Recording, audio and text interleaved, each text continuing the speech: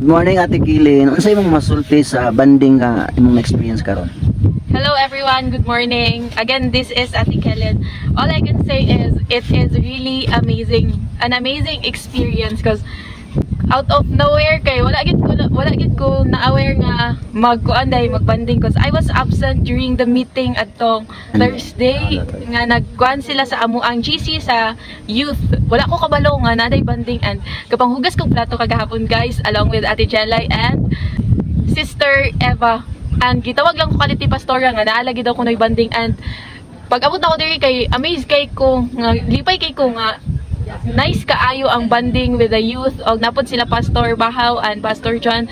Nice kaayo magkiguban. I was an introvert pero grabe ko katabian kung magsugod kong tabi. Pero amazed kay ko nga tiya naman day kaayo basta makiguban ka sa kauban pud nimo nga kanang same mo og faith, same mo og kanang belief. Tiya na kay siya nga duyog sila magkanta bisag dito tiya nagtingog pero tiya na kaayo magkantaha para sa Ginoo, tiya na kaayo nga magbuhat og mga butang nga para sa Ginoo, tiya na pud kaayo nga makikuban sa mga tao sa Ginoo.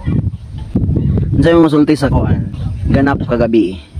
Yes, I was really blessed sa mga buluhaton kagabi and shock nakuratan ko kay ako ilang gipa MC and nice kaayo siya nga kanang makita nimo ang mga young people nga mag voice out nga kanang if it is for the Lord kay confident kaayo magstorya ang mga young people, confident kaayo nga magtubag mag-appeal sa buluhaton nga mong gibuhat kagabi nga ang pagrema sa wali sa among mga pastors from Pastor Bahaw sa Main kay Pastor Jojo sa Babalayan and kay Pastor John nga wali sa Mambuaya.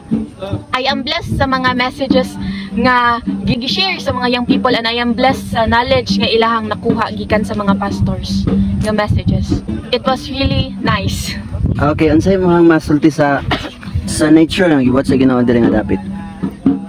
Sa pag-ani pa na mo hapon nga napami sa sakyanan kay gignan yun ako kung kaabay nga yung people nga God is really an artist. Grabe kaayo ang art ni Lord nga. Dili ka mag-expect ba nga sa ibabaw sa bukid kay tsada da ay kaayo ang imong malantawan nga mga creation ni Lord. Grabe ka artistic si Lord nga makaingon kag wow.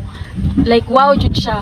Grabe kaayo ka detailed kaayo ang mga gipangbuhat sa Ginoo and everything really has a purpose. Ang tanan nga gibuhat niya kay again, dili ka mag-expect sa ibabaw sa bukid kay tsada kay ang imong kuan and ma-appreciate nimo nga naa gyud ay purpose ang tanan butang kay even that bukid can become a kanang tourist spot. Okay, unsay imong sulti sa tungason kaayo?